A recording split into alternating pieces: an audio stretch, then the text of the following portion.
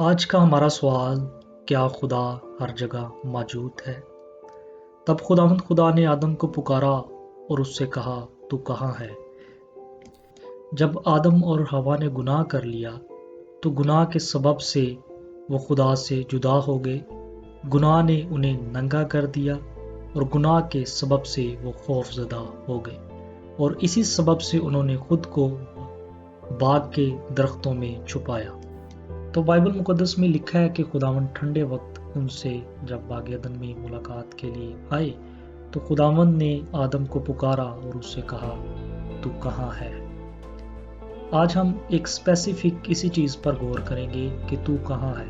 کیا خداوند کسی شخص کا محتاج ہے کہ خداوند اس سے پوچھے کہ تو کہاں ہے، تو کیا کر رہا ہے؟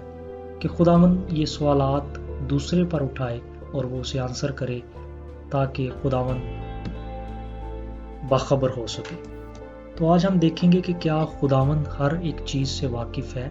کیا ہر ایک چیز خداوند کے حضور بے پردہ اور کھلی ہے؟ کیا خداوند ہر ایک چیز سے باخبر ہے؟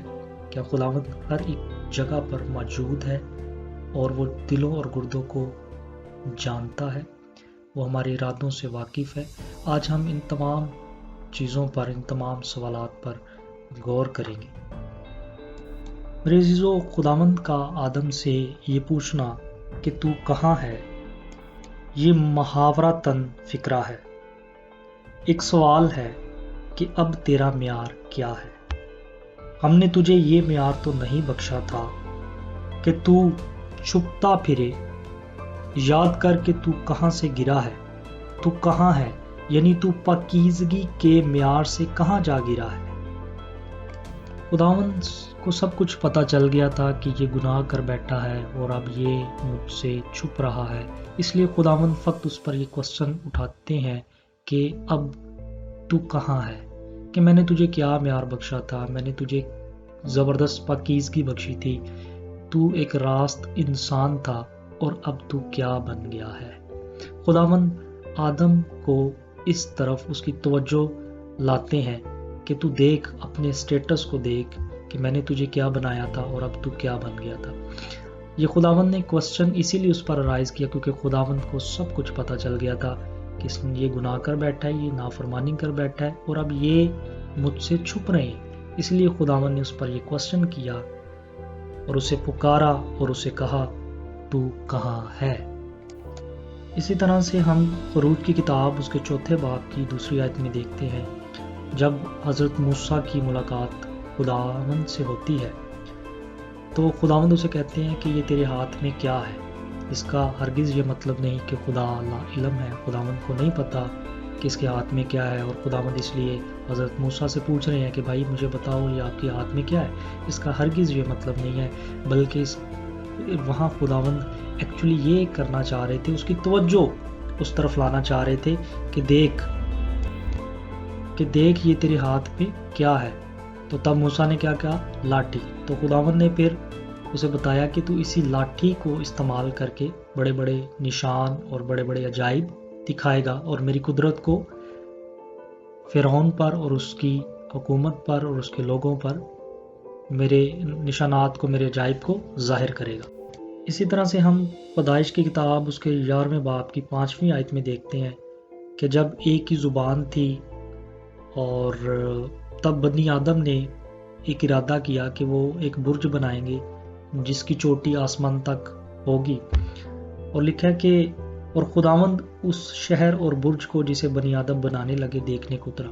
یہاں ہرگز یہ مطلب نہیں ہے کہ خداوند پورے طور پر نیچے زمین پر آ گیا، جسمانی طور پر خداوند زمین پر آ گئی اور دیکھنے لگے کہ یہ کیا بنانے لگے ہیں، بلکہ خداوند کو تو پتہ ہے، خداوند کو تو پتہ تھا کہ یہ برج جو ہے یہ بنانے لگے ہیں۔ یہاں دیکھنے کو اترا سے مراد یہ ہے کہ وہ انسان کی گناہ آلودہ سرگرمیوں کی طرف متوجہ ہوتا ہے خداوند، کہ ان کے جو گناہ آلودہ سرگرمی ہیں ان کی طرف خداوند متوجہ ہوتے ہیں تاکہ اس پر عدالت قائم کر سکے۔ ٹھیک ہے جی، تو یہاں پر ہرگز یہ مطلب نہیں ہے کہ خداوند جسمانی طور پر اترا ہے، بلکہ وہ اترا فقط یہ ہے کہ وہ ان کے گناہوں کی طرف متوجہ ہو سکے، ٹھیک ہے، کیونکہ وہ آسمانوں کے آسمان پر تخت نشین ہے، اسے زمین پر آنے کی قطعاً ضرورت نہیں ہے، ٹھیک ہے، یہ زمین اس کے پاؤں کی چوکی ہے اور وہ زمین کی انتہا تک ہر ایک چیز سے واقف ہے، اور خداوند فقط جو ہے ان کے گناہ آلودہ سرگرمیوں کی طرف متوجہ ہوتا ہے۔ یہاں دیکھنے کو اترا سے مراد یہی ہے۔ اور تو خدا لامحدود ہے، وہ ہر جگہ حاضر و ناظر ہے، اس لیے ہم اسے الفاظ میں بیان نہیں کر سکتے، لیکن اپنے محدود علم اور روزمرہ استعمال کے محاوروں کے ذریعے ہم بیان کرنے کی کوشش کرتے ہیں۔ اسی طرح سے آدم اور حوا کے مسئلہ میں بھی خدا ان کے گناہ کی طرف متوجہ ہوا، اور اس گناہ کی وجہ سے خوشی اور رفاقت خوف اور چھپنے سے تبدیل ہو گئی، اور خدا اس نافرمانی کی عدالت کرنے اور انہیں اس خوف سے رہائی دینے کے لیے اس طرف متوجہ ہوا تاکہ آدم اپنے گناہ کا اقرار کرے۔